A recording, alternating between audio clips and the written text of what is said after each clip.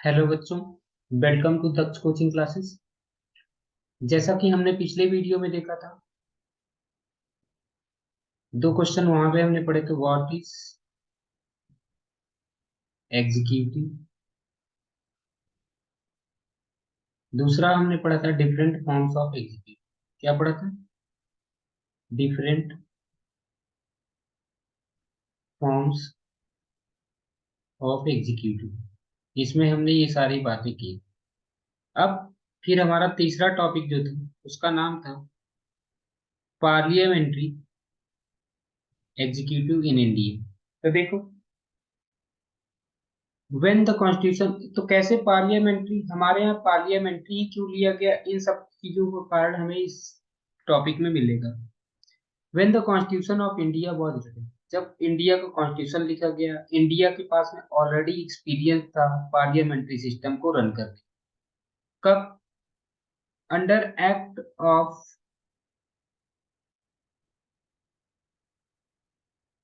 1919 and under acts of 1935। इन दोनों time में क्या कहते हैं कि हमारे यहाँ पार्लियामेंट्री सिस्टम का कुछ एक्सपीरियंस हुआ था, जिसमें उन्होंने देखा, लोगों ने, जो कॉन्स्टिट्यूशन बनाने वाले लोग थे, उन्होंने देखा कि क्या कहते हैं कि जो this experience had shown that the parliamentary system, कि पार्लियामेंट्री सिस्टम में जो होता है ना, एक, तो क्या कहते हैं कि यहाँ से एक पॉइंट हमें पता चलता है, ये ध्यान रखना है कि इन पार्लियामेंट्री सिस्टम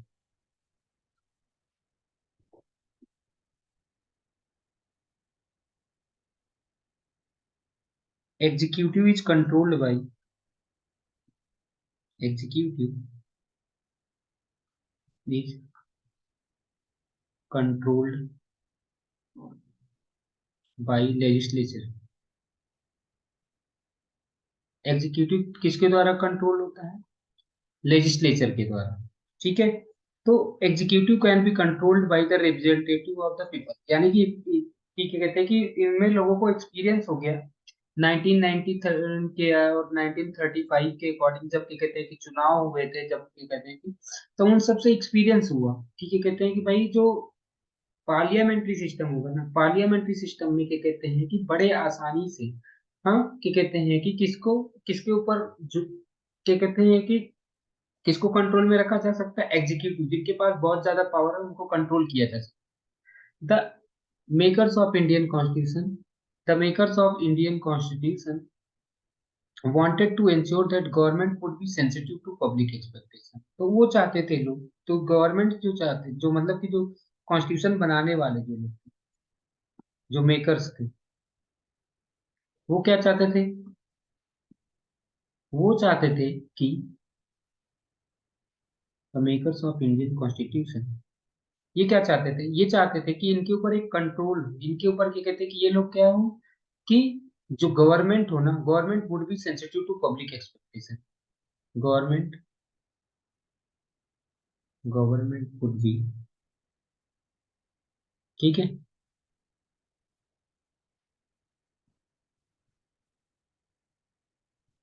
सेंसिटिव टू,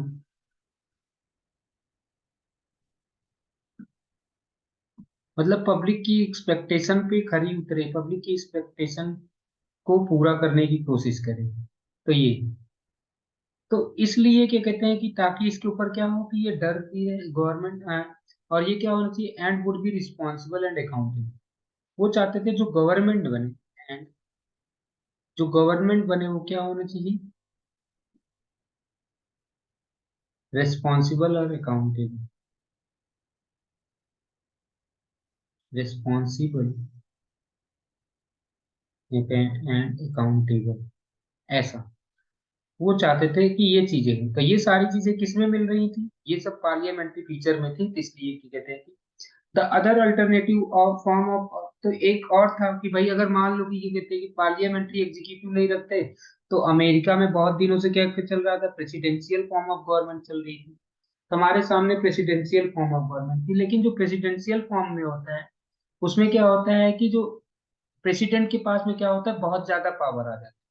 हाँ, प्रेसिडेंट है chief executive, and as a source of all executive power. और जो प्रेसिडेंट ही होगा ना, उसके पास ही सारी की सारी एग्जीक्यूटिव पावर किसके पास होगी, फिर सारी की सारी प्रेसिडेंट के ही पास होगी। तो इसलिए क्या कहते हैं कि वहां पे एक डेंजर, एक खतरा था, एक खतरा इस बात का था, डेंजर ऑफ पर्सनालिटी कल्ट। किसका था खतरा?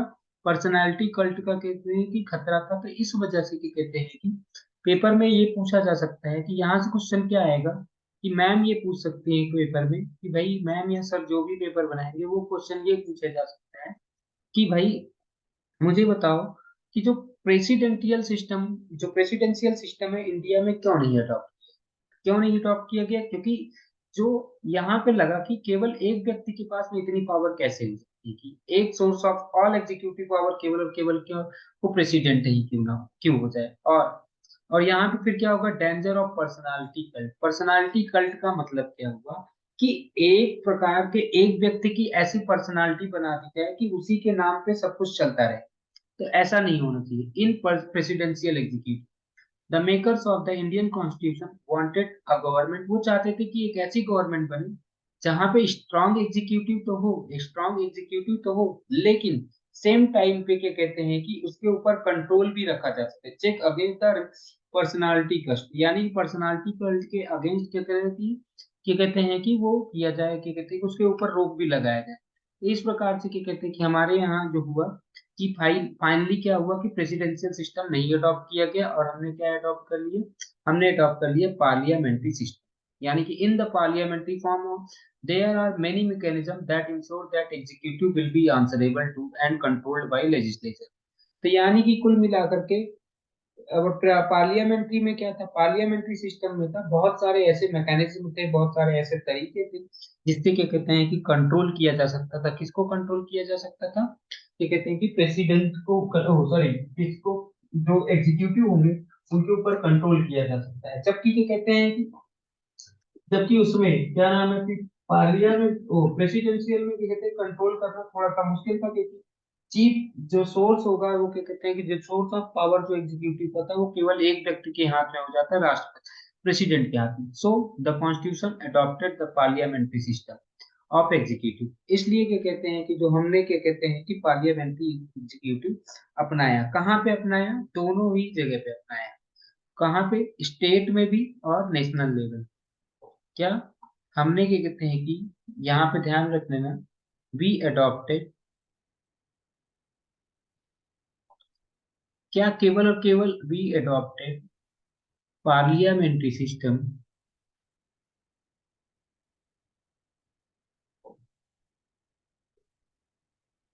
एट, ये ध्यान रख लो, दोनों पे, सेंट्रल लेवल पे और स्टेट लेवल पे। कहाँ कहाँ पे? सेंट्रल लेवल पे भी हमने क्या कहते हैं पार्लियामेंट्री सिस्टम अपनाया, और क्या कहते हैं स्टेट लेवल पे भी हमने पार्लियामेंट्री सिस्टम अपनाया। ऐसा नहीं है कि केवल और केवल सेंटर पे ही अपना लिया। और यहाँ पे जब सेंट्रल लेवल पे जो पार्लियामेंट्री की बात करता है, आर्टिकल नंबर 74 एंड 75 बात करता है। और यहाँ पे जो स्टेट लेवल पे जो पार्लियामेंट्री सिस्टम है उसकी बात करता है आर्टिकल नंबर 163 एंड 160। ठीक है। तो यानी कि हमने क्या कहते हैं कि दोनों ही जगह पे पार्लियामेंट्री सिस्टम अपनाया। कहाँ पे? सेंट्रल लेवल पे भी और स्टेट लेवल। इतना बात समझ आया? ठीक है। तो ये हमें बात पता होनी चाहिए। क्या अब क्योंकि पेपर में ऐसा भी दे सकता है कि केवल और केवल नेशनल लेवल पे ही पार्लियामेंट्री सिस्टम है क्या? तो लोग सोचेंगे हाँ, क्योंकि पार्लियामेंट तो नेशनल से देश है, तो क्या कहते हैं कि केवल एक ही है जो यूनियन गवर्नमेंट की होती है। तो लोग कहते हैं नहीं भाई, स्टेट लेवल पे तो पार्लियामेंट्री सिस्टम है ही नहीं। नहीं, दोनों जगह, स्टेट लेवल में भी है और क्या कहते हैं कि national level. According to this system, यानी कि पार्लियामेंट्री सिस्टम में क्या होता है, according to this system there is a president. मैंने पहले ही बताया था, प्रेसिडेंट जो होगा वो formal head of state, formal head of state of India होगा, क्योंकि हम इंडिया की बात कर रहे हैं। Formal head of state of India कौन होता है? प्रेसिडेंट होता है। And formal head, nominal head, ceremonial head, कुछ भी बोला जा सकता है। एंड प्राइम मिनिस्टर, और प्राइम मिनिस्टर के साथ साथ में ही क्या कहते हैं कि council of ministers, prime minister के साथ साथ में काउंसिल ऑफ मिनिस्टर, ये लोग रन करेंगे गवर्नमेंट। गवर्नमेंट को रन कौन करते हैं? प्राइम मिनिस्टर, और साथ में ही क्या कहते हैं कि council of minister which run the government at the national level. तो यानी कि इसमें कौन कौन से लोग आ गए? प्रेसिडेंट आ गए। क्या लिखा हुआ है फिर से पढ़ लेते हैं, फिर से पूरा सेंटेंस पढ़ लेते हैं। According to system there is a president who is formal head of state of India, prime minister, और क्या कहते हैं कि गवर्नमेंट को रन करने के लिए कौन कौन बताया गया? प्रेसिडेंट, प्राइम मिनिस्टर और काउंसिल ऑफ मिनिस्टर्स, ये लोग क्या हो रहे हैं? रन कर रहे हैं गवर्नमेंट। और ये नेशनल लेवल पे। फिर से वही बात आ गई, यहाँ पे लिख लेता हूं मैं। देखो नेशनल लेवल पे कौन कौन लोग हैं? नेशनल लेवल, जिसको आप सेंट्रल लेवल बोल रहे हो, इसको मैं लिख देता हूँ नेशनल लेवल यहाँ पे, ओके। तो नेशनल लेवल पे देखो क्या है। नेशनल लेवल पे क्या है? प्रेसिडेंट है, सीएम है और पीएम है, एंड काउंसिल ऑफ मिनिस्टर्स है। यहाँ पे क्या होगा? स्टेट लेवल पे गवर्नर है, सीएम है, चीफ मिनिस्टर। हाँ, गवर्नर है, चीफ मिनिस्टर है, फिर उसके बाद में क्या कहते हैं कि और कौन है? काउंसिल ऑफ मिनिस्टर यहाँ पर भी होंगे, वो चीफ मिनिस्टर कहते हैं, ओके। तो ये बात हमें समझ में आ गई कि क्या कहते हैं कि at state level executive comprises of governor, chief minister and council of ministers. और यहाँ पर भी नेशनल लेवल पे भी क्या होते हैं? प्रेसिडेंट होते हैं, और फिर क्या कहते हैं? काउंसिल ऑफ चीफ में प्राइम मिनिस्टर और काउंसिल ऑफ मिनिस्टर, ओके। अब आगे देखो क्या लिखा है यहाँ पे। लिखा हुआ है कि जो constitution, the constitution of India wastes the executive power of the union formally in the president. Formally जो क्या कहते हैं कि एग्जीक्यूटिव पावर है वो किसके पास में है? प्रेसिडेंट के पास। फॉर्मली एग्जीक्यूटिव पावर जो है वो किसके पास में? प्रेसिडेंट के पास में। इन रियलिटी जो प्रेसिडेंट होता है वो कैसे, इन जितने भी ये एग्जीक्यूटिव पावर होती है वो किसकी सहायता से एक्सरसाइज करता है? वो क्या कहते हैं कि काउंसिल ऑफ मिनिस्टर की सलाह पे, यानी कि क्या कहते हैं, काउंसिल ऑफ मिनिस्टर की सलाह पे काम करता है। वैसे तो फॉर्मली क्या कहते हैं कि सारा का सारा काम कौन करता है? प्रेसिडेंट करता है। एग्जीक्यूटिव पावर किसके अंदर में है? तो एग्जीक्यूटिव पावर की कहते हैं कि प्रेसिडेंट के पास में है। लेकिन वो जो एग्जीक्यूटिव पावर होता है वो कैसे एग्जीक्यूट करता है, वो कैसे एक्सरसाइज करता है, उसको क्या कहते हैं कि प्राइम मिनिस्टर की सलाह लेनी पड़ती है। प्राइम मिनिस्टर जैसा सलाह देगा, या प्राइम मिनिस्टर और काउंसिल ऑफ मिनिस्टर जैसा सलाह देंगे, वैसा ही क्या कहते हैं कि उनको करना पड़ता है। The president is elected for a period of 5 years। हमारे यहाँ जो प्रेसिडेंट का जो इलेक्शन होता है वो कितने साल के लिए होता है? 5 years के लिए। But there is no direct election. हाँ, और ये ध्यान रख लो कि जो प्रेसिडेंट के लिए जो इलेक्शन होगा वो डायरेक्ट इलेक्शन नहीं होगा। प्रेसिडेंट के लिए जो इलेक्शन होगा, प्रेसिडेंट की जब मैं बात करूँ, आर्टिकल नंबर 52, प्रेसिडेंट के लिए कौन सी बात? Article number 52, okay. ये ध्यान रख लो, प्रेसिडेंट के लिए आर्टिकल कौन सा है? 52। यहाँ पे मैंने बताया नो डायरेक्ट इलेक्शन, यहाँ डायरेक्ट इलेक्शन नहीं होगा। Elected for 5 years, elected for 5 years, okay। The president is elected indirectly. This means that president is elected not by ordinary citizens but MLAs and MP। ये क्या होते हैं? President is elected by, ये ध्यान रख लो, कुछ पॉइंट्स में लिखवा दे रहा हूँ। ये ध्यान रखिए कि प्रेसिडेंट के बारे में, हमें प्रेसिडेंट के बारे में क्या पता होना चाहिए? प्रेसिडेंट, आर्टिकल नंबर 52, कॉन्स्टिट्यूशन में आर्टिकल नंबर 52 में दिया हुआ है there shall be a president, एक प्रेसिडेंट होना चाहिए। दूसरा चीज, ये जो प्रेसिडेंट होगा ये क्या कहते हैं कि elected for 5 years।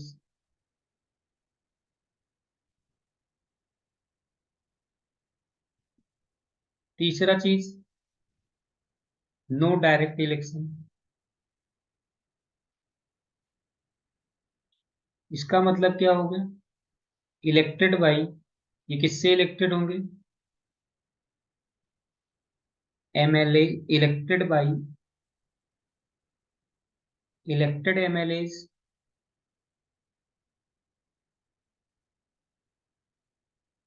and elected MPs। क्या? इलेक्टेड MLA और इलेक्टेड MP क्या होंगे? MP मतलब मेंबर ऑफ पार्लियामेंट, MLA मतलब मेंबर ऑफ लेजिस्लेटिव असेंबली। ये लोग मिल करके इनका चुनाव करेंगे, इसका प्रेसिडेंट को इलेक्ट करेंगे। कौन कौन? Elected MLA and elected MPs। इतनी बात समझ में आई? ठीक है, तो ये है, तो इनके प्रेसिडेंट का इलेक्शन ऐसे होता है। और फिर हमने ये भी बता दिया कि ये सारी बातें हमें समझ में आ गई। और ये भी ध्यान रखना, प्रेसिडेंट जो होता है वो first citizen of India. First citizen of India कौन है? प्रेसिडेंट। ये भी ध्यान रख लो। First first citizen of India कौन होता है? प्रेसिडेंट। सिंबल ऑफ यूनिटी कौन होता है? ये क्या होते हैं? Symbol of unity, symbol of unity, solidarity and integrity. इन सब का पहचान कौन होते हैं? Integrity of nation. इन सब की पहचान कौन होता है? प्रेसिडेंट होते हैं। तो president first citizen of India पूछा जा सकता है पेपर में, तो आप बता दें। तो ये सब हमें समझ में आ गई। ओके, तो इतनी बात समझ में आ गई होगी आप लोगों को कि अब इसके लिए एलिजिबिलिटी भी तो होती होगी। इसके लिए क्या होती होगी? एलिजिबिलिटी होती होगी। कौन इलेक्शन, कौन बन सकता है, यानी कि qualification, qualification for election as president. President के लिए क्या कहते हैं कि क्या क्या क्लास क्वालिफिकेशन होनी चाहिए? सबसे पहला, he should be citizen of India. Should be a citizen of India. India का सिटीजन होना चाहिए प्रेसिडेंट को।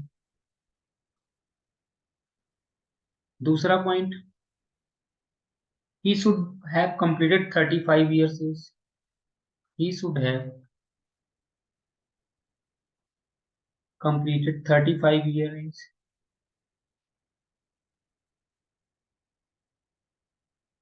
35 years of age।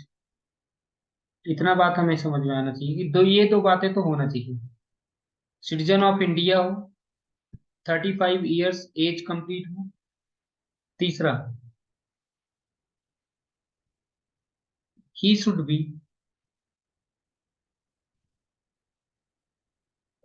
qualified for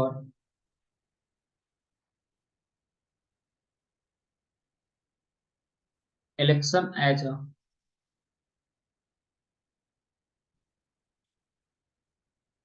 member of Lok Sabha. यानी कि वो मेंबर ऑफ लोकसभा का चुनाव लड़ने के लिए क्या कहते हैं कि लायक हो। मेंबर ऑफ लोकसभा, यानी कि वो लोकसभा का चुनाव लड़ सकता हो, ऐसा उसके पास में क्या कहते हैं कि एलिजिबिलिटी होनी चाहिए। और एक चौथा होता है, he should not hold any office of profit. He should not hold any office of profit. ये सारी बातें हमें समझ में आनी, मतलब कि ये सब हमें, मतलब कि ये कुछ क्राइटेरिया है प्रेसिडेंट बनने की। प्रेसिडेंट अगर ये सारी चीजें नहीं है तो वो बड़े आसानी से प्रेसिडेंट बन सकते। ओके, तो ये बातें यहाँ पे हमें शायद लिखी होगी, देखते हैं क्या लिखा हुआ है। तो यहाँ पे लिखा हुआ है कि उनको डायरेक्ट, इनको कैसे चुना जाता है? इलेक्टेड MLA और इलेक्टेड MP चुनाव करते हैं। इलेक्टेड MLA और इलेक्टेड MP, MP का मतलब मेंबर ऑफ पार्लियामेंट होता है। This election makes place according with the principle of proportional representation. तो ये भी पेपर में पूछ लिया जाता है कि कौन सा मेथड से चुनाव होता है, कौन से मेथड से चुनाव होता है। तो मेथड का नाम क्या है? Election. President is elected by, ये ध्यान रखो, president of India is elected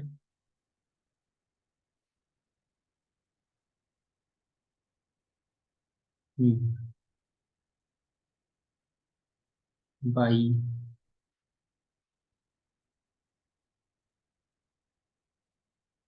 इसका नाम होता है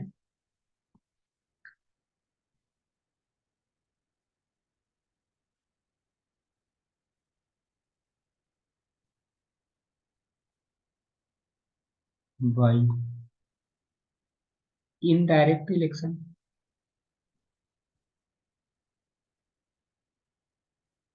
और कौन सा मेथड था? Proportional proportional representation.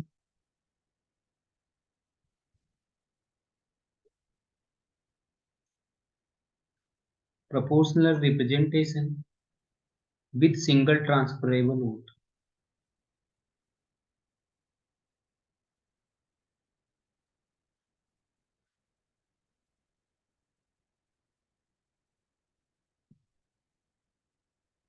क्या होगा? प्रोपोर्शनल रिप्रेजेंटेशन होगा और इसमें सिंगल ट्रांसफरेबल वोट होगा। ओके, तो यानी कि वोट को ट्रांसफर किया जा सकता है। अच्छा, प्रेसिडेंट को हटाया भी जा सकता है। प्रेसिडेंट को हटाया भी जा सकता है। President can be removed from office. President can be removed from office. कैसे हटाया जाएगा ये भी आप समझ लें, और ये समझ लेंगे तो फिर क्या कहते हैं कि हमारा काम खत्म। तो चलो देखते हैं।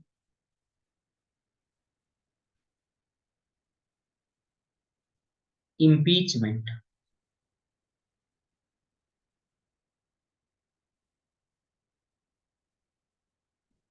यानी कि प्रेसिडेंट को हटाया जा सकता है किसके through?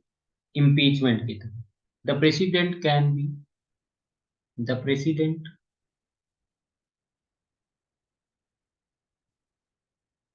Can be removed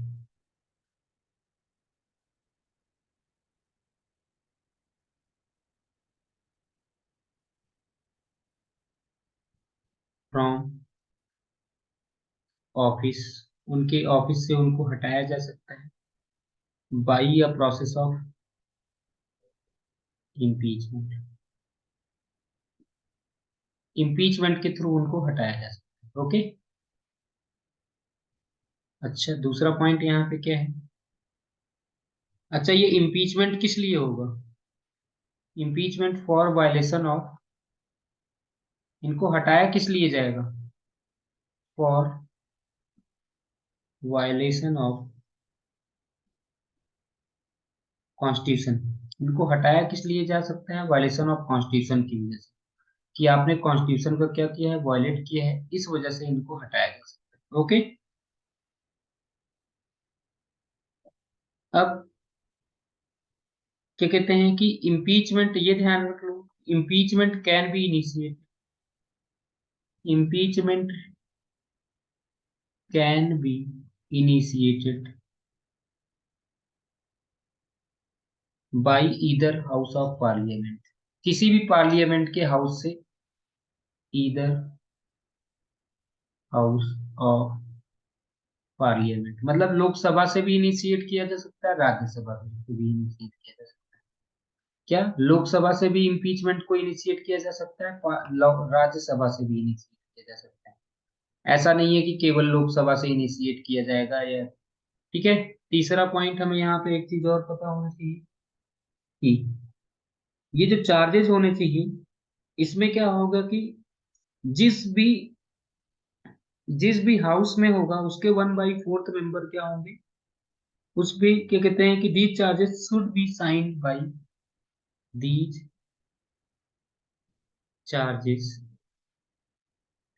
should be signed by 1/14 1/4 members of the house.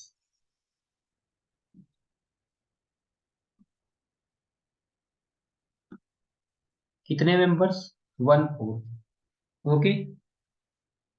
And 14 दिन, मतलब 14 डेज पहले ही नोटिस देना पड़ता है। And a 14 days notice should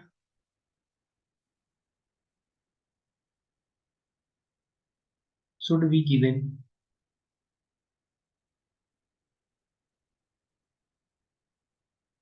to president, यानी कि 14 दिन पहले ही क्या कहते हैं कि प्रेसिडेंट को नोटिस दे दिया जाएगा कि भाई आपको कॉन्स्टिट्यूशन के वायलेशन के लिए क्या करना जाएगा, अब हटाया जाएगा।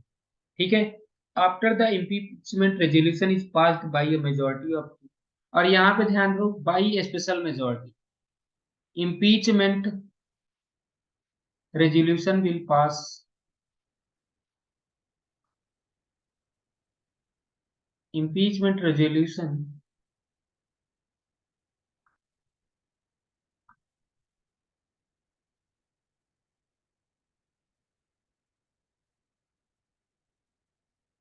Will be,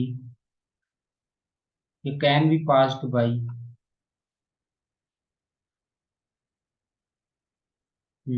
can be passed by special majority, special majority से ही इसको पास किया जा सकता है। ठीक है।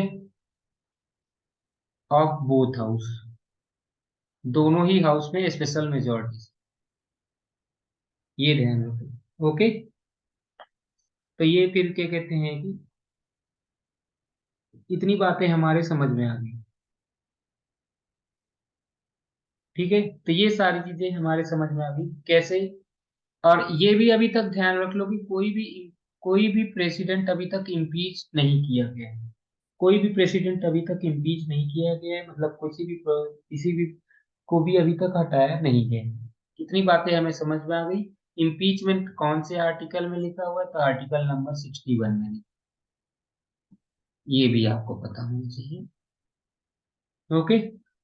इम्पीचमेंट कहाँ पे लिखा हुआ है, आर्टिकल नंबर 61 में लिखा हुआ है, ये बात आपको पता होनी चाहिए थी। तो इतनी बातें मैंने आपको बता दी बेसिक, क्या क्या है। The president can be remove from the office only by parliament by following procedure of impeachment. अब इम्पीचमेंट का प्रोसीजर हमने आपको बता दिया। This procedure requires special majority, मैंने आपको ये भी बता दिया था कि कहते हैं कि यहाँ पे स्पेशल मेजोरिटी जो क्या कहते हैं कि इसमें क्या कहते हैं कि जो इम्पीचमेंट का जो प्रोसेस होगा उसमें किसकी जरूरत पड़ती है, स्पेशल मेजोरिटी की जरूरत। सिंपल मेजोरिटी से आप इसको क्या कहते हैं कि नहीं पास कर सकते। The only ground of impeachment, मैंने पहले ही बता रखा है कि केवल एक ही ग्राउंड है, और ये पूछा जाएगा कि ग्राउंड किस ग्राउंड पे इम्पीचमेंट किया जा सकता है प्रेसिडेंट को, तो उस ग्राउंड का नाम है वायलेशन ऑफ कॉन्स्टिट्यूशन। अगर क्या कहते हैं कि कॉन्स्टिट्यूशन का वायलेट किए हैं, तभी जाकर के क्या कहते हैं कि प्रेसिडेंट के अगेंस्ट क्या कहते हैं कि इम्पीचमेंट किया जा सकता है। ओके। इतना बात समझ में आ गया। अभी तक हमने पढ़ा कि प्रेसिडेंट के बारे में, हमने पढ़ा कि प्रेसिडेंट का क्या कहते हैं कि हमने पढ़ा कि प्रेसिडेंट का इलेक्शन कैसे होगा, और प्रेसिडेंट को हटाया कैसे जाएगा, और प्रेसिडेंट का हमने क्वालिफिकेशन पढ़ लिया। अब लेकिन क्या कहते हैं कि अगला आ जाता है power and position of the president. क्या नेक्स्ट टॉपिक जो हमारा आ जाता है इसमें, पावर एंड पोजीशन, प्रेसिडेंट की क्या पावर है और प्रेसिडेंट की क्या पोजीशन है। ठीक है। तो आर्टिकल नंबर, जैसा कि मैंने पहले ही बताया था कि जो parliamentary system eight national level, parliamentary system eight national level दो आर्टिकल में मेंशन किए थे, आर्टिकल नंबर 74 और 75। 74 नंबर आर्टिकल क्या कहता है, इसको पढ़ते हैं बढ़िया से, देखिए क्या लिखा हुआ है। There shall be a council of ministers, कह रहे हैं कि काउंसिल ऑफ पार्ली, मतलब कह रहे हैं कि मतलब यहाँ पे कौन कहता है, कॉन्स्टिट्यूशन कहता है कि भाई there shall be a council of ministers, यहाँ पे क्या होंगे, काउंसिल ऑफ मिनिस्टर्स होंगे, मतलब मिनिस्टर्स का समूह होगा, with the prime minister at the head, यानी कि जो इनका जो काउंसिल ऑफ मिनिस्टर का हेड कौन होगा, वो प्राइम मिनिस्टर होगा। ये क्या करेंगे, टू एड, एड मतलब एड एंड एडवाइस, किसको एड एंड एडवाइस करेंगे, किसको सलाह देंगे, प्रेसिडेंट को, who shell in the exercise of his function, यानी कि जो अपना जो वो फंक्शंस, यानी कि वो executive functions, and act in accordance with such advice, और लिखा भी है यहाँ पे कि वो इसी एडवाइस के साथ चलेगा, यानी कि इन एडवाइस को उनको मानना ही पड़ेगा, प्रेसिडेंट को इन एडवाइस को मानना ही पड़ेगा। वही लिखा हुआ है कि प्रोवाइडेड दैट, लिखा हुआ है प्रोवाइडेड दैट, हाँ, provided that the president may require council of ministers to reconsider such advice. President केवल और केवल ये कह सकता है कि भाई देखो तुम इसको एक बार क्या कहते हैं कि क्या रिकंसीडर कर सकते हो कि अगर देख लो, अगर मान लो कि उसको प्रेसिडेंट को लगता है कि नहीं भाई ये बात मतलब कि थोड़ा सा इसमें कुछ सुधार करने की जरूरत है, प्रेसिडेंट केवल एडवाइस कर सकता है कि भाई देखो इसको रिकंसीडर करो। लेकिन लेकिन अगर प्रेसिडेंट उसको मना कर देता है कि भाई देखो मैं नहीं, एडवाइस को क्या कहते हैं मतलब कि काउंसिल ऑफ मिनिस्टर वही फिर से भेज दे देते हैं, काउंसिल ऑफ मिनिस्टर्स अगर बिना चेंज किए हुए ही दे देते हैं तो प्रेसिडेंट को उसको मानना ही पड़ेगा, प्रेसिडेंट को उसको मानना ही पड़ेगा। ठीक है। प्रेसिडेंट मैंने क्या बताया कि क्या कहते हैं कि सबसे पहले तो मान लो कि क्या कहते हैं कि कोई एड एडवाइस दी गई हाँ या कोई चीज बोला गया प्रेसिडेंट को करने के लिए, प्रेसिडेंट एक बार कहेगा कि भाई आप ये रिकंसीडर करो। अगर फिर भी अगर वो रिकंसीडर नहीं करते और फिर से वो दोबारा भेज देते हैं तो दोबारा उनको वो बातें माननी ही पड़ती। ओके, इतनी बात समझ में आई। ठीक है। तो ये हमें बात समझना है कि क्या कहते हैं कि ये था।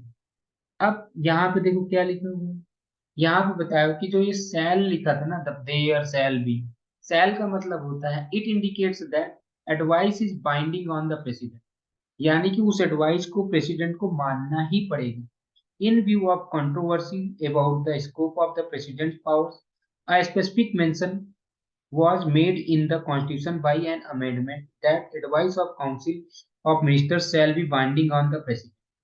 ठीक है। तो यानी कि यहाँ पे क्या कहते हैं कि एक पहले देखो क्या हुआ, कोई कंफ्यूजन ना रह जाए, कोई कंफ्यूजन ना रह जाए, इसकी वजह से क्या हुआ, इसकी वजह से एक अमेंडमेंट ही कर दिया, अमेंडमेंट कर दिया कि क्या अमेंडमेंट कर दिया, अमेंडमेंट कर दिया कि क्या कहते हैं कि जो एडवाइस होगा ना, कि क्या कहते हैं कि जो एडवाइस होगा उसको क्या कहते हैं कि मानना ही पड़ेगा, एडवाइस को क्या कहते हैं कि उनको मानना ही पड़ेगा, मतलब कि कहते हैं कि एडवाइस को वो सही नहीं, मतलब कि क्या कहते हैं कि एक बार रिकंसीडर के लिए भेज सकते हैं, रिकंसीडर के लिए भेज सकते हैं, लेकिन फिर भी अगर उन्होंने बोल दिया कि भाई मतलब काउंसिल ऑफ मिनिस्टर्स ने या मिनिस्टर्स ने बोल दिया कि नहीं भाई हम तो यही कहेंगे, तो क्या कहते हैं कि इनको मानना ही पड़ेगा। ठीक है। तो ये यहाँ पे यही बात हमारे समझने की जरूरत थी कि कि इनको क्या कहते हैं कि हाँ ये बात मानने की मतलब कि यहाँ पे समझने वाली जरूरत है कि जो एडवाइस होगा वो प्राइम मिनिस्टर या काउंसिल ऑफ मिनिस्टर के द्वारा वो क्या है, बाइंडिंग है, बाइंडिंग का मतलब उसको उनको मानना ही पड़ेगा। अब क्या कहते हैं कि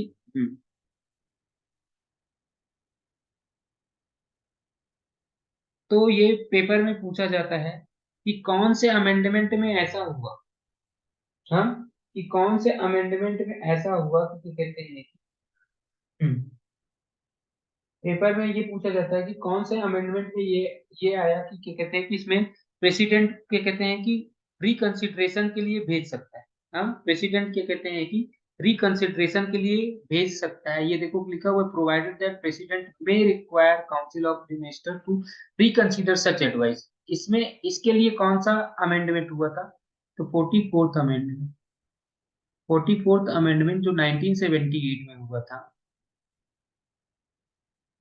उसमें ये हुआ, उसमें ये बताया गया कि भाई देखो क्या कहते हैं कि अब प्रेसिडेंट क्या कर सकता है कि एक बार क्या कहते हैं कि उसको रिकंसीडर के लिए भेज सकता है, लेकिन अगर वो फिर से भेज देते हैं तो उसको क्या कहते हैं कि उनको मानना ही पड़ेगा। ओके, इतनी बात समझ में आई कि नहीं समझ आई।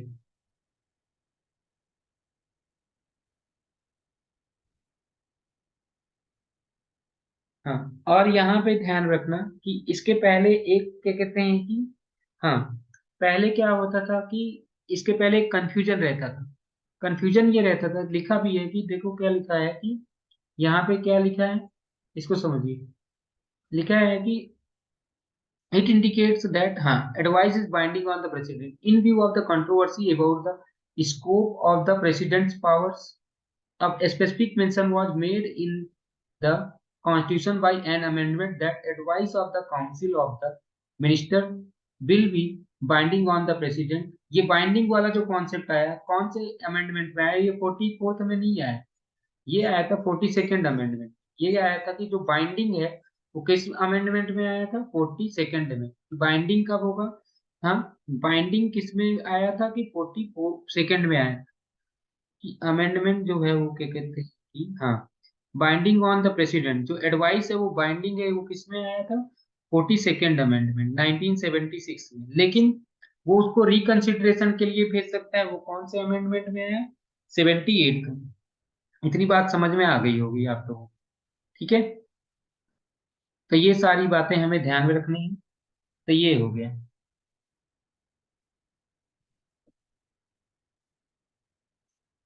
ठीक है, देखिए यहाँ पे दो चीजें बताया गया है, यहाँ पे फिर से मैं इसको आपको बता देता हूँ क्योंकि ये बहुत इंपॉर्टेंट बात है। तो हमें ये समझने वाली बात यहाँ पे ये है कि देखिए इसमें क्या लिखा हुआ है। यहाँ पे इसी बुक में ही आप ऐसे लिख दीजिए, देखिए क्या लिखा हुआ है कि a specific mention was made in the constitution by an amendment that advice of the council of ministers shall be binding on the president। तो पेपर में पूछा जाएगा कि कौन से अमेंडमेंट के द्वारा advice of council of minister जो बाइंडिंग होगा उसको बना दिया गया। तो 42nd अमेंडमेंट में क्या किया गया ये बताया गया कि ये कहते हैं कि ये क्या होगा बाइंडिंग होगा, क्या कहते हैं रिकंसीडर लिखा हुआ है by another amendment made later, it was decided that president can ask council of minister to reconsider its advice।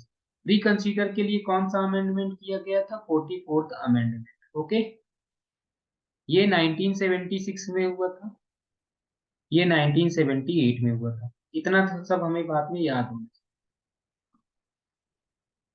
अब नेक्स्ट, लेकिन अगर क्या कहते हैं कि प्रेसिडेंट काउंसिल ऑफ मिनिस्टर्स वापस भेज दे तो उनको क्या कहते हैं कि उसी को मानना पड़ेगा। फिर अभी हमने आगे भी पढ़ा था कि जो ये क्या कहते हैं कि जो प्रेसिडेंट होता है वो क्या होता है। We have already seen that president is the formal head of the government, यानी कि वो फॉर्मल हेड ऑफ गवर्नमेंट होता है। President is the formal head of the government. यहाँ पे देखना ये फिर से आ गया हेड ऑफ गवर्नमेंट, यहाँ स्टेट नहीं लिखा हुआ है। प्रेसिडेंट क्या हो गया एक प्रकार से क्या हो गया formal head of government. In this formal sense the president has wide ranging executive. तो प्रेसिडेंट के पास में कौन कौन सी पावर है, तो पावर्स ऑफ द प्रेसिडेंट यहाँ पे अगली हेडिंग डाल देते हैं, power of the president, powers of the president. तो प्रेसिडेंट के पास में कौन कौन सी पावर, सबसे पहला प्रेसिडेंट के पास में क्या कौन सी पावर हो सकती है, एग्जीक्यूटिव पावर हो सकती है।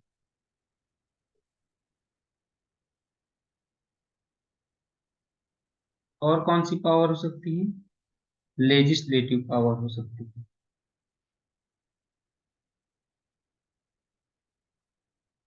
तीसरा legislative power, judicial power, president के पास में एक जुडिशियल पावर है और प्रेसिडेंट के पास में एक जुडिशियल के साथ साथ में प्रेसिडेंट के पास में एक इमरजेंसी पावर है, इमरजेंसी पावर। ठीक है, तो क्या कहते हैं कि ये चार पावर के कहते हैं कि मेंशन्ड है यहाँ पे। In parliamentary system these powers are in reality used by president only. अच्छा, ये जितने भी पावर्स, ये जितने भी पावर हैं वो चाहे एग्जीक्यूटिव पावर हो, चाहे वो लेजिस्लेटिव पावर हो, चाहे वो जुडिशियल पावर हो, चाहे इमरजेंसी पावर, ये क्या है फॉर्मली तो इनके पास है। फॉर्मली किसके पास में, प्रेसिडेंट के पास में। बट फॉर्मली प्रेसिडेंट के पास में, बट ये सारी कोई भी इनमें से जितने भी पावर है ये सारी की सारी पावर वो कब यूज करेगा, on the advice of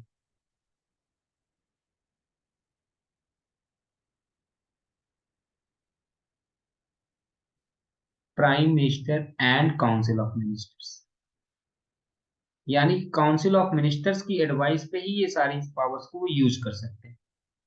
okay, वो चाहे उनका एग्जीक्यूटिव पावर हो, चाहे उनका लेजिस्लेटिव पावर हो, चाहे उनका जुडिशियल पावर हो, चाहे उनकी इमरजेंसी पावर, ये चार के चारों ही पावर हो के कहते हैं कि केवल और केवल कब यूज कर सकते हैं, ऑन द एडवाइस ऑफ, यहाँ पर भी देखो ओनली वर्ड यूज किया है, only on the advice of the council of ministers. The prime minister and council of ministers have support of the majority in the Lok Sabha. और जो प्राइम मिनिस्टर होगा और जो क्या कहते हैं काउंसिल ऑफ मिनिस्टर्स, इनके पास में क्या होते हैं, सपोर्ट होता है। किसका सपोर्ट होता है? लोकसभा। लोकसभा के मेजोरिटी का जो सपोर्ट होता है वो किसके साथ में होता है? प्राइम मिनिस्टर के साथ में ही तो होता है। तो जो प्राइम मिनिस्टर जो होता है और council of ministers, real executive कौन से होते हैं? पेपर में पूछा जाएगा who is the nominal executive.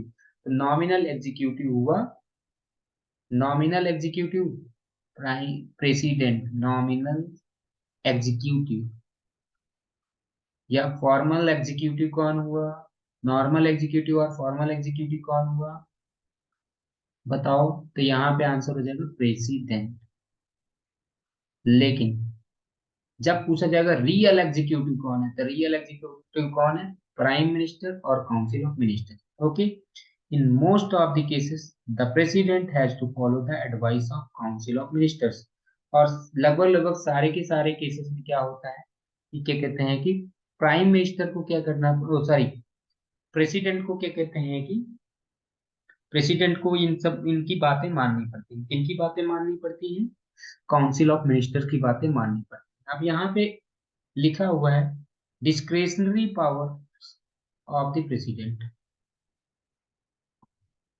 लिखा हुआ है discretionary powers, discretionary power of the president. तो क्या प्रेसिडेंट के पास में डिस्क्रेशनरी पावर है?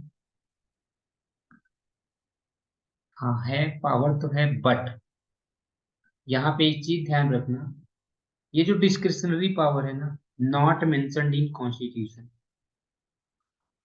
ये कॉन्स्टिट्यूशन में मेंशन नहीं है।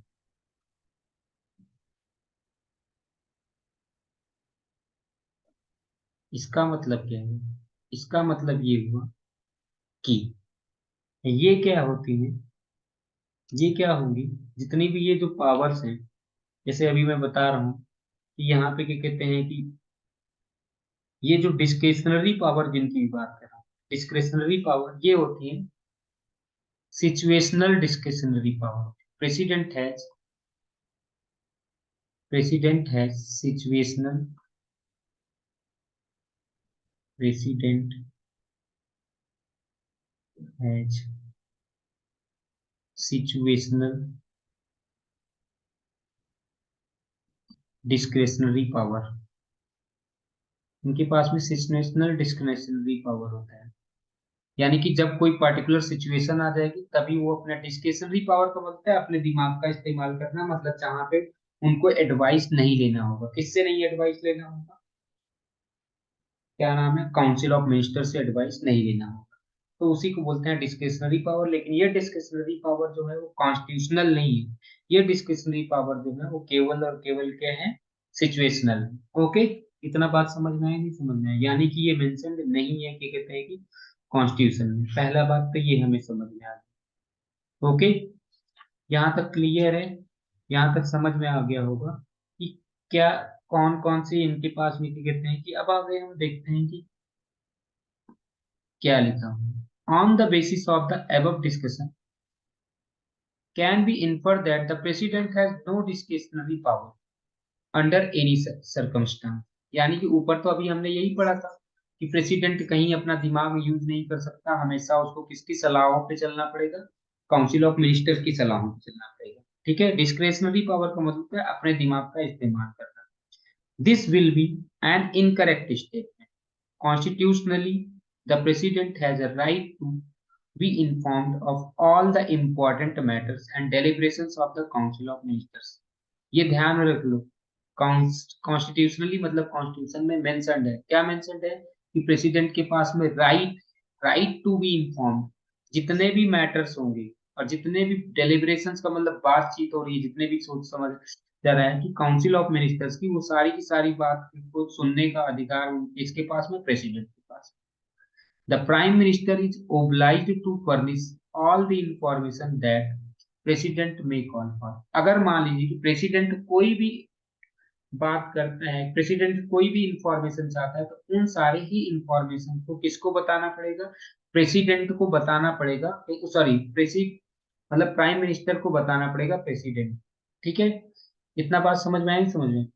The president often writes to the prime minister and expresses his views on the matters confronting the country. यानी कि जो क्या कहते हैं कि कंट्री में जो भी मैटर्स होंगे वो सारे के सारे मैटर्स को प्रेसिडेंट क्या कहते हैं कि उनको लिख करके बता भी सकता है, उनके साथ में डिस्कस कर सकता है। किसके साथ में डिस्कस कर सकता है, क्या नाम है कि किसके साथ में डिस्कस कर सकता है, प्राइम मिनिस्टर के साथ में डिस्कस कर सकता है। अब आगे मैंने ऑलरेडी आपको बताया था कि इनको कैसे डिस्क्रिशनरी पावर मिली है, सिचुएशनल। ठीक है, बिसाइड्स दिस, इन सब के अतिरिक्त, बिसाइड्स का मतलब है इनके अलावा, there are at least 3 situations where president can exercise the powers using his or her own discretion। यानी कि क्या कहते हैं कि डिस्क्रिशनरी पावर को वो सिचुएशन, 3 सिचुएशंस में यूज कर सकता है। इन फर्स्ट प्लेस, सबसे पहले प्लेस में कहाँ पे यूज कर सकता है, तो ये ध्यान रखना। In first place we have already noted that president can send back the advice given by council of ministers and ask the council to reconsider the decision। सबसे पहला होगा इन first place.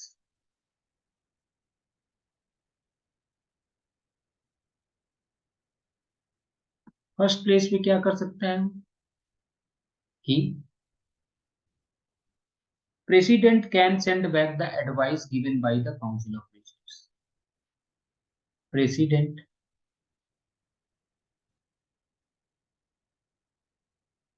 Can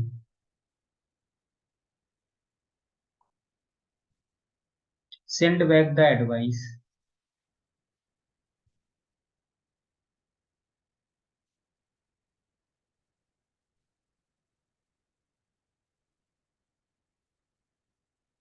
given by council of ministers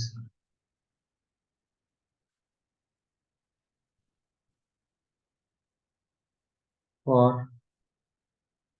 reconsideration।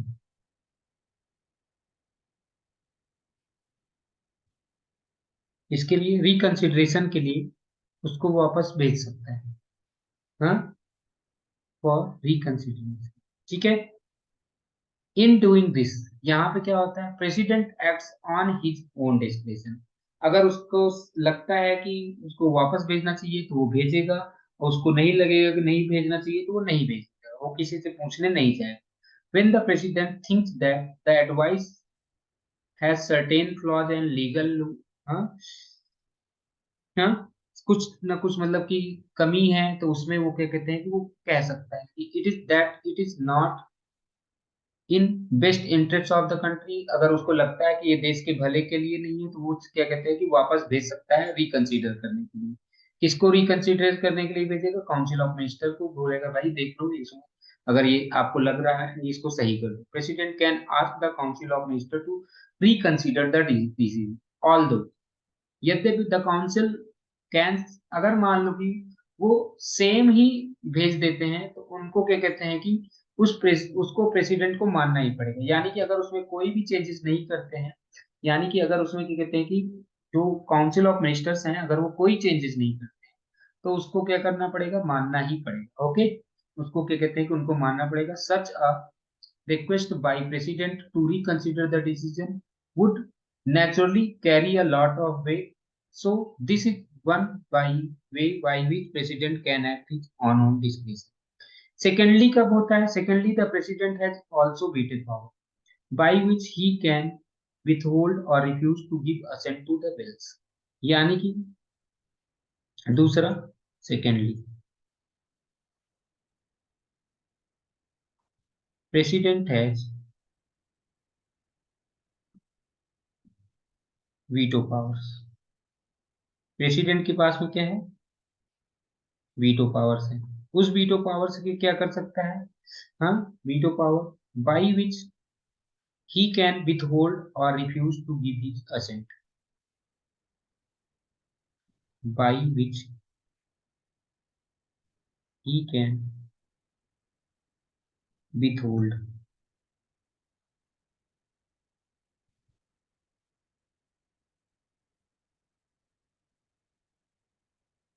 or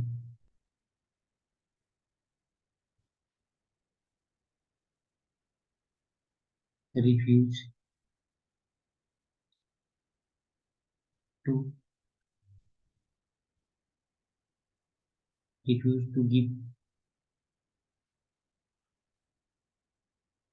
assent to wills। क्या will को क्या कहते हैं कि मना कर सकता है कि मैं इसको असेंट नहीं दूं। Give assent to bills. तो उसके पास में क्या कहते हैं कि वीटो पावर्स भी है। ओके। लेकिन वो वीटो पावर किस में अप्लाई कर सकता है कि money bill bill pay veto power को नहीं यूज कर सकता। Money money bill pay veto power नहीं लगा सकता। Passed by parliament. तो यहाँ पे ये भी ध्यान रखना है, पास्ड बाई पार्लियामेंट। तो वो बिल, हाँ, किस बिल पे क्या कहते हैं कि क्या कहते हैं किस बिल पे क्या कहते हैं कि पूछा जाएगा पेपर में, किस बिल पे क्या कहते हैं कि उस पे उसका वीटो पावर नहीं यूज कर सकता। तो मनी बिल पे पावर नहीं यूज कर सकता। जो मनी बिल हो गए उस पे क्या कहते हैं कि डिस्क्रिशनरी पावर, वो मतलब कि वीटो पावर नहीं यूज कर सकता। Every bill passed by the parliament. देखो जितने भी बिल्स पास होंगे पार्लियामेंट में वो किसके पास में जाएंगी, प्रेसिडेंट के पास में जाएंगी। ठीक है। अगर उसको पार्लियामेंट में जो बिल पास हुआ है अगर उसको लॉ बनना है तो पहले प्रेसिडेंट के पास में जाएगी। हाँ, तो जब प्रेसिडेंट उसको हाँ कर देगा कि भाई चलो ठीक है, हाँ है ठीक है, ये बिल पास हो गया, तो इसका मतलब क्या होगा कि वो लॉ बन जाएगा। The president can send bill back to the parliament. तो देखो प्रेसिडेंट के पास में मान लो कि एक सिचुएशन में आपको बताता हूँ, इसको समझना। एक सिचुएशन ये है कि एक बिल आया। ये बिल कहाँ से पास हुआ, both houses of both houses of parliament. दोनों हाउसेस ने, पार्लियामेंट के दोनों हाउसेस ने इस बिल को क्या कर दिया, पास कर दिया। जब ये पास कर दिया तो अब भेज दिया गया किसके पास, प्रेसिडेंट के पास में। किसके पास में भेजा, प्रेसिडेंट के पास में। ये बिल क्या हुआ कि ये बिल कहाँ पे पहुंच गया, प्रेसिडेंट के पास में। जब ये प्रेसिडेंट के पास में गया, प्रेसिडेंट के पास में तीन ऑप्शन है। प्रेसिडेंट के पास में पहला ऑप्शन है गिव हिज असेंट। वो अपना असेंट दे दे कि चलो भाई ठीक है, मैंने कह दिया कि हाँ चलो ये बिल पास है। वो कह देंगे कि चलो हम कह देते हैं कि ये बिल क्या हो गया, पास हो गया। यानी कि उन्होंने उस बिल को पास कर अपना असेंट दे दिया, यानी कि ये क्या हो गया, बिल अब क्या बन गया, लॉ। दूसरे में क्या कर सकते हैं, रिकंसीडर के लिए भेज दिया, रिकंसीडर करो भाई, इसको सही करके भेजो। थोड़ा सा इसमें कुछ ना कुछ गलतियां हैं या जो भी है, रिकंसीडर करने के लिए। लेकिन जब वो रिकंसीडर के बाद में दोबारा भेजेंगे, तो अब उसको उनको क्या कहते हैं कि उनको उसको मानना ही पड़ेगा। रिकंसीडर के बाद में अगर मान लो रिकंसीडर के लिए भेज दिया, यानी कि रिकंसीडर के लिए भेज दिया, तो ये क्या होगा, ये बिल फिर से जाएगा यहाँ हाउसेस में जाएगा। और फिर इस हाउस ने क्या कहते हैं कि अगेन फिर से अगेन भेज दिया, अगेन भेज दिया बिल्कुल।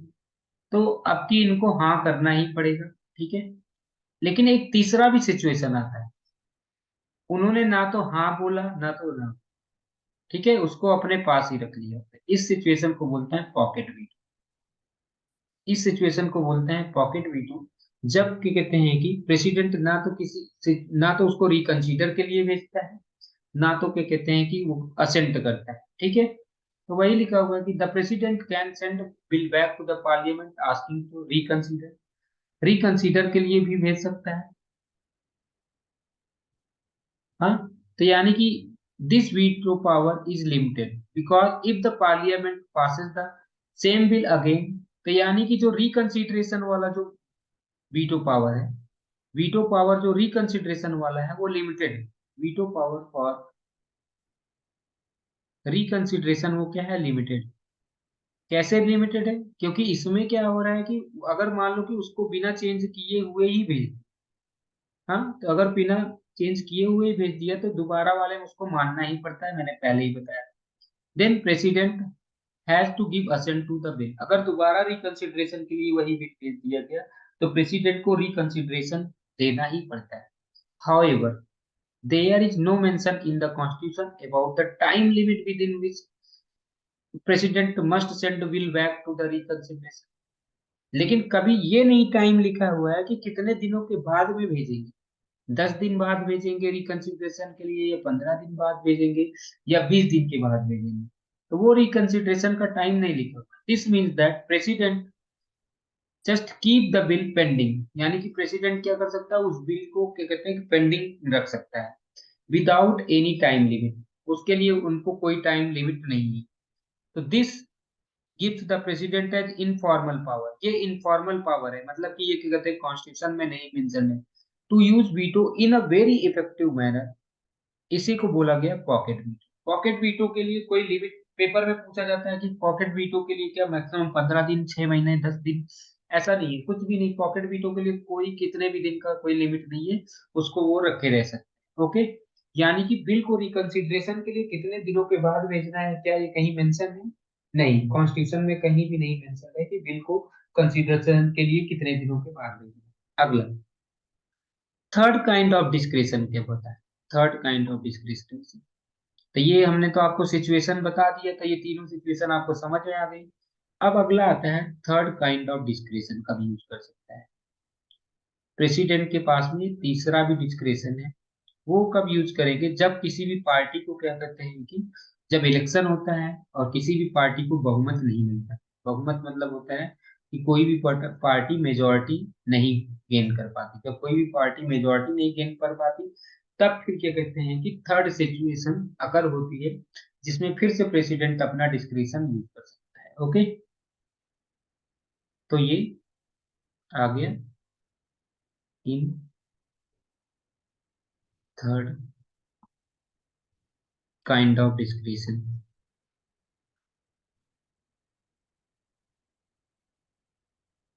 ये कब आता है, थर्ड काइंड ऑफ डिस्क्रिशन कब आता है? थर्ड काइंड ऑफ डिस्क्रिशन तब आता है जब arises more about how political circumstances formally the president appoint the prime minister। देखो क्या होता है, प्रेसिडेंट क्या होता है कि वैसे तो प्राइम मिनिस्टर को अपॉइंट करता है normally in parliamentary system, a leader who has support of majority in Lok Sabha. जिसका क्या कहते हैं कि मेजोरिटी का सपोर्ट होता है लोकसभा में, एक ऐसा लीडर जिसका मेजोरिटी का सपोर्ट होता है, वो क्या कहते हैं कि उसको अपॉइंट कर दिया जाता है prime minister. And a question of discretion would not arise, यानी कि जब पार्टी को मेजोरिटी मिल गई है तब कोई क्वेश्चन ऑफ डिस्क्रिशन नहीं है। But imagine a situation when after an election no leader has a clear majority. जब किसी के पास में क्या कहते हैं कि लोकसभा में किसी भी पार्टी के पास में क्लियर मेजोरिटी नहीं है, किसी भी पार्टी के पास में क्लियर मेजोरिटी नहीं है। Imagine further that after attempt to forge alliances, two or more three leaders are claiming that they have support of majority. Now, president has to decide who to appoint a minister. In such situation, a president has to use his own discretion। यानी कि तब आएगा, यानी कि जब क्या कहते हैं कि जब कोई भी पार्टी मेजोरिटी में नहीं जीत पाती, जब कोई भी पार्टी मेजोरिटी में नहीं जीत पाती, और फिर क्या होता है, जब कोई भी पार्टी मेजोरिटी में नहीं जीत पाती तो फिर क्या होता है कि अब बहुत सारे लोगों ने अलायंस बनाया, दो तीन पार्टियों ने अलायंस बना लिया, तो वो दो तीन पार्टियां कह रही है कि नहीं भाई मैं प्राइम मिनिस्टर बनूंगा, वो कह रहा है कि नहीं मैं प्राइम मिनिस्टर बनूंगा, वो कह रहा है नहीं मैं। तब यहाँ पे क्या होता है कि सिचुएशन अराइज होता है, इस सिचुएशन में प्रेसिडेंट को अपना डिस्क्रिशन यूज करना पड़ेगा in judging who really may have support of majority.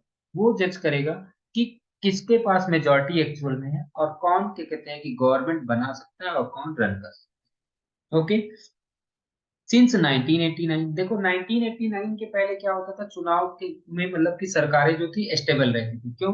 लेकिन 1989 के बाद में बहुत सारे ऐसे पॉलिटिकल चेंजेस हुई, जब क्या कहते हैं कि यहाँ पे इस सिचुएशन का, यानी कि जो ये अभी हमने बताया, इसमें क्या कहते हैं कि प्रेसिडेंशियल क्या कहते हैं कि ऑफिस का इंपॉर्टेंस बढ़ गया in the fourth parliamentary elections, यानी कि 1989 से लेकर के 19 हाँ इन द फोर पार्लियामेंट्री, जब 1989 से लेकर के 1998 के बीच में ऐसे 4 इलेक्शन हुए, किसी सिंगल पार्टी को या कोएलिशन ने, क्या कहते हैं कि कोई भी सिंगल पार्टी या कोएलिशन ने, कोई भी सिंगल पार्टी या कोएलिशन ने कोई मेजोरिटी नहीं बना पाए। जब मेजोरिटी नहीं बना पाए, these situations demanded presidential intervention either in order to constitute government or to grant a request to dissolution of Lok Sabha by prime minister who could have no proof majority in the house। तो फिर देखो ऐसे ऐसे situation भी create हुई कि जब prime minister के पास में, क्या कहते हैं कि लोक प्राइम मिनिस्टर के पास में मेजोरिटी ही नहीं रही, फिर डिसोल्यूशन करना पड़ा लोकसभा में। और क्या कहते हैं कि फिर ऐसा भी सिचुएशन आया कि जब, क्या कहते हैं कि क्या कहते हैं कि कोई भी पार्टी चुनाव नहीं जीत पा रही है, तो क्या कहते हैं कि किसी किसी को, क्या कहते हैं कि किसी ऐसे व्यक्ति को बनाना है कि चाहे चलो भाई तुम गवर्नमेंट बना लो। तो ये सारे सिचुएशन किसके हाथों में है? प्रेसिडेंट के हाथ में। कब आए? 1989 से 1998 के बीच में ये सब बहुत चला।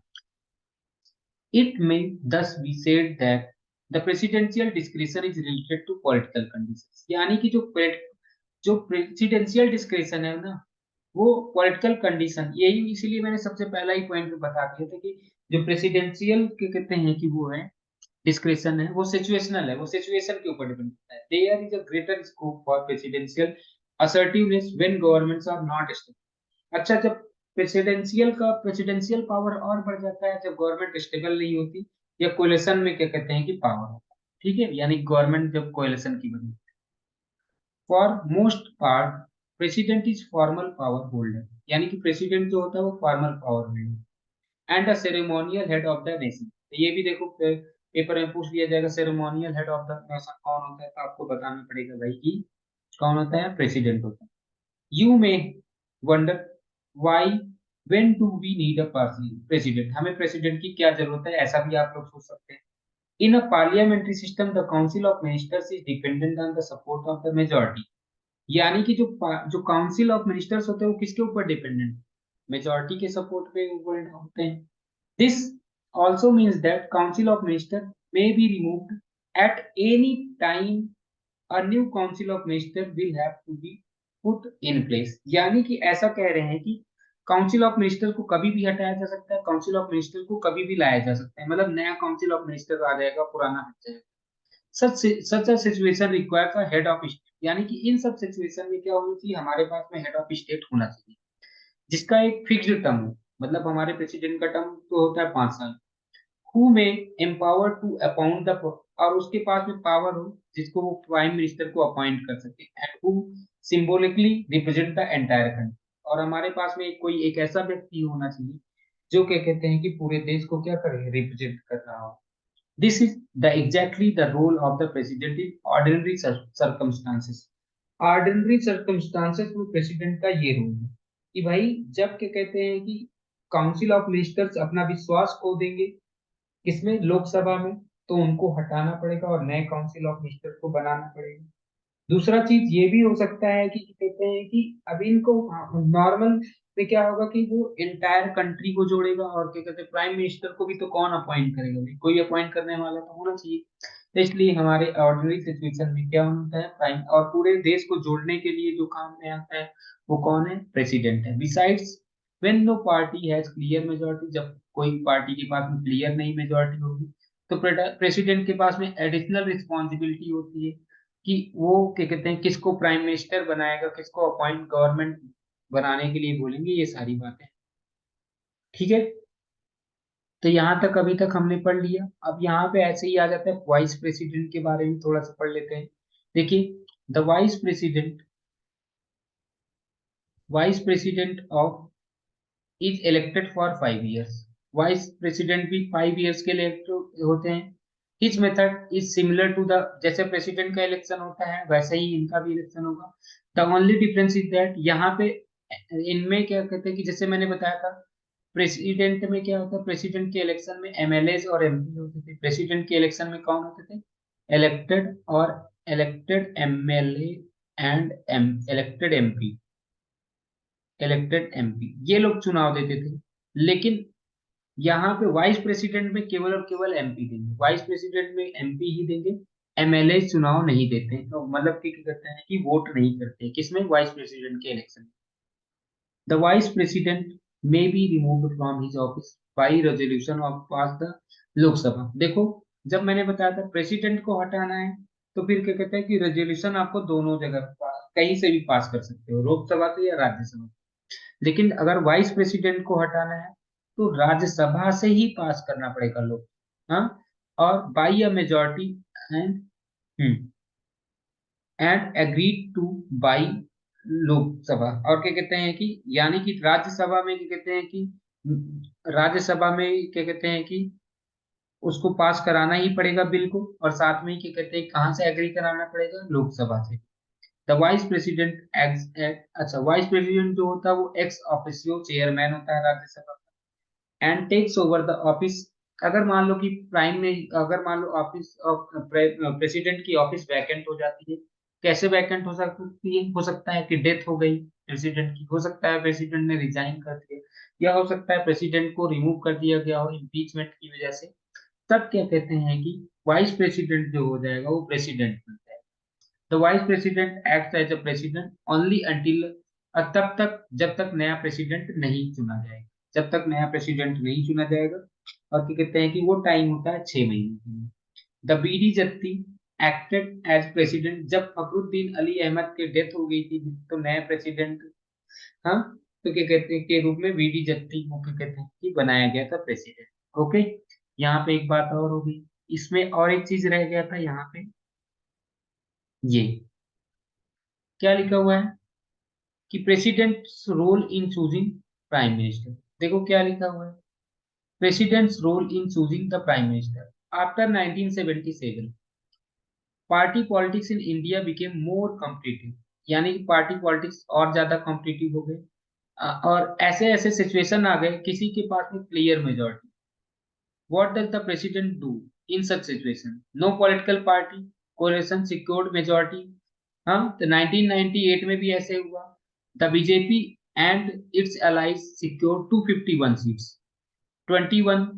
अगर 273 होता तब तो ठीक है, 272 होता तब तो ठीक है, लेकिन 272 के बजाय 251 सीट्स थी। द प्रेसिडेंट नारायण, उस टाइम पे प्रेसिडेंट 1998 में कौन थे, प्रेसिडेंट थे नारायण। ठीक है, adopted an elaborate procedure. He asked the leader of the alliance, Atal Bihari Vajpayee, कि अटल बिहारी वाजपेयी को उन्होंने कहा कि चलो भाई देख, to furnish the documents in support of his claim for concern political party, not stopping at the president also advise. यानी कि उनको क्या कहते हैं कि सरकार को बनाने का मौका दिया गया है। ठीक है, अटल बिहारी वाजपेयी को। तो ये एक केस था। एक और देख लेते हैं, एक केस और होगा अभी यहाँ पे। जी, अब अभी मैंने बताया कि प्रेसिडेंट के पास में कोई लिमिट नहीं होता कि वो कितने दिनों के बाद में वो बिल को वापस भेजेगा। तो यानी कि कह रहे हैं कि do you know that such a thing had already happened, कब हुआ था, 1986। 1986 में कौन थे प्राइम मिनिस्टर, प्रेसिडेंट कौन से थे, ज्ञानी जैल सिंह। ठीक है, the parliament passed a bill known as Indian post office amendment. Indian post office amendment bill भेजा गया 1986 में। This bill was widely criticized by many for it sought to curtail the freedom of press। यानी कि ये freedom of press को क्या कहते हैं कि कम कर रहा था। तो इस वजह से जो प्रेसिडेंट जो थे उस टाइम पे, ज्ञानी जैल सिंह, 1986 में प्रेसिडेंट कौन से, उन्होंने क्या कहते हैं कि इस बिल पे कोई डिसीजन नहीं लिया। कोई डिसीजन नहीं लिया मतलब ना तो हाँ बोला, ना तो वापस किया, ना तो रिकंसिडरेशन के लिए दिया। तो इसका मतलब क्या हुआ, after this term was over, next president आए, नेक्स्ट प्रेसिडेंट ज्ञानी जैल सिंह के बाद में आए Venkataraman, sent the bill finally back to the parliament. उन्होंने पार्लियामेंट में रिकंसिडरेशन के लिए भेज दिया, बट बाय दैट टाइम, उस टाइम तक भर में क्या हुआ, गवर्नमेंट चेंज हो चुकी थी। हाँ, पार्लियामेंट है changed and new government was elected in 1980 में। और जो नई गवर्नमेंट थी उसने क्या कहते हैं कि इसको क्या कहते हैं कि खत्म, मतलब कि वापस इस बिल को ही कैंसिल कर दिया। तो इस प्रकार से क्या कहते हैं कि ये जो था इसी को बोलते हैं कि पॉकेट बीटू की कंसीडर। ओके, तो यहाँ तक बात हमारी समझ में आ गई। तो ये था हमारा क्या कहते हैं कि नेक्स्ट, क्या नाम था इसका, नाम था पार्लियामेंट्री सिस्टम इन इंडिया। ठीक है, तो ये हमने क्या कहते हैं कि नेक्स्ट हेडिंग हमारा कंप्लीट हो गया, जिसमें हमने council of minister, prime minister वगैरह वगैरह के बारे में पढ़ा। ओके, तो अभी हमें इसमें क्या कहते हैं कि नेक्स्ट हमारा जो होगा, अभी तक हमने इसमें पढ़ा पार्लियामेंट्री सिस्टम इन इंडिया में, हमने पढ़ लिया प्रेसिडेंट वाइस प्रेसिडेंट। अब हमें जो पढ़ना है वो पढ़ना है prime minister. Okay, prime minister और काउंसिल ऑफ मिनिस्टर को, वो हम नेक्स्ट वीडियो में